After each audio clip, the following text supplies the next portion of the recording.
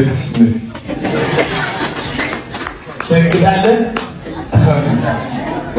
ይሰገጣል ይፈመሳል ነው ነገሩ። አሁን አንዲት ታሪክ ይዤላችሁ መጥቻለሁ። መቀሌ ሄጄ እያለ ማለት ነው። እንግዲህ በአካል ጋይስ አማርኛ ትንሽ ኮንታክት ጋይስ ቻሉት። እንግዲህ እቺ የምታዩት ልጅ ማለት ነው አክብረት ትባላለች። መቀሌ ነው ያገኘኋት ማደጎ ማለት ነው። ከሸረሮ ወደ መቀሌ ሁለት ታናናሽ እህቶቿን ይዛ በእግር ነው የተጓዘችው። ውጊያው ምክንያት ማለት ነው ቤተሰቦቿ ጠፍተውባት። እቺ ልጅ ኮንፊደንሷ ላሳያችሁ ፈልጋለሁ። ኮንፊደንስሽ ምን ያህል ነው ስላት ዋክ እያደረኩኝ ላሳየ እችላለሁ አለች። ይኸው ይታያችሁ ከሆነ ሁላችሁም እንደምትመለከቱት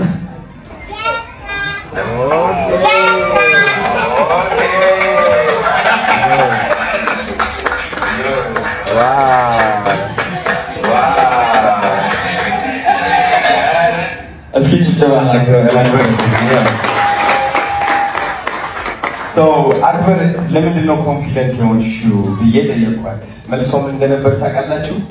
የእፍረት ዋጋ ስለማውቀው አለች። አያችሁ፣ አሁን አንድ ነገር ልነግራችሁ እፈልጋለሁ። እኔ አዶናይ፣ ይህ የምታዩት አዶናይ ከ4 ዓመት በፊት ይህ አዶናይ አልነበርኩም። ይህ አዶናይ ያመጣሁት እያንዳንዷ እርምጃ አዲሱ ማንነቴን በመወከል ነው። እነዚህ ልጆች ሲራመዱ ማለት ነው እኛ የምናየው ቤቢ ልብሳቸው ሊሆን ይችላል፣ ግን በአዲሱ ማንነታቸው ነው እየተራመዱ ያሉት። ይህ ትምህርት፣ ይህ ስልጠና ስለ ልብስ ብቻ ሳይሆን ስለ ኮንፊደንስ ነው። የምትፈልጉት ህይወት፣ የምትፈልጉት ደረጃ መድረስ ከፈለጋችሁ እያንዳንዷ እርምጃችሁ በአዲሱ ማንነታችሁ መሆን አለበት ማለት ነው። ከ4 ዓመት በፊት እንዴት ተራመድ እንደነበር ላሳያችሁ ወደ ውጭ ስወጣ ማለት ነው።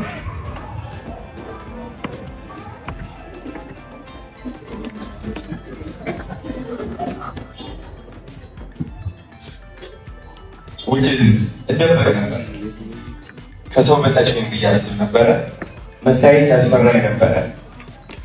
ይህ ማንነት እኔን አልጠቀመኝም፣ ወደ ድህነት ውስጥ አስገባኝ፣ ሰውነቴን አበላሸው፣ ራሴን እንድጠላ አደረገኝ፣ ከሰዎች እንድርቅ አደረገኝ። ለ2 ዓመት ሙሉ የማታ ሽፍት ነበር የምሰራው፣ ማታ ማታ። ለምን? ቀን ሰው እንዲያየኝ ስለማልፈልግ አፍርና ፈራ ነበረ። አሁን ደግሞ ስግጥ ብዬ ታባት አዲሱ ማንነቴን ገነባሁት ማለት ነው። ህይወታችን የእኛ መስታወት ነው። እኛ የሆነውን እቺ ህይወት ታሳየናለች። መድረስ የምንፈልገው ደረጃ ካለ መጣር፣ መድፋት ወይም ደግሞ ይሄ ላብ በላብ መሆን ሳይሆን እምነታችንና ለራሳችን ያለን አመለካከት መቀየር ነው።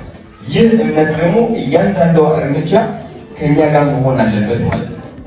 የአሁኑ አዶናይ ማን ነው? ሰው ምን ይለኛል ብሎ አይፈራም። ሁሉም ሰው ያየኛል። አንዳንዱ ሊተርበኝ ይችላል፣ አንዳንዱ ሊሰድበኝ ይችላል፣ አንዳንዱ ደግሞ ሊያደንቀኝ ይችላል። ግን የሚያደንቁኝም ለእኔ ምንም የሚጨምሩት ነገር የለም፣ የሚተርቡኝም ለእኔ ከኔ የሚወስዱት ምንም ነገር የለም። ስለዚህ እያንዳንዷ እርምጃ በሙሉ እምነት እራመዳታለሁ በአዲሱ ማንነቴ ማለት ነው።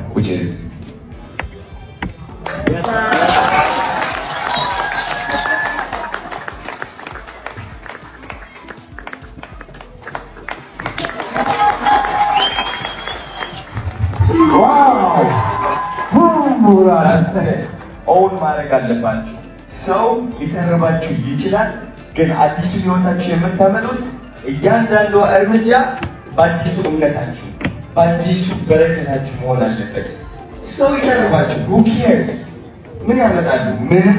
እግዚአብሔራችሁን ትይዛላችሁ፣ እዚህ ላይ አላማችሁን እዚህ ላይ ትይዛላችሁ፣ እርምጃችሁ ከዛ ታራምዳላችሁ ማለት ነው።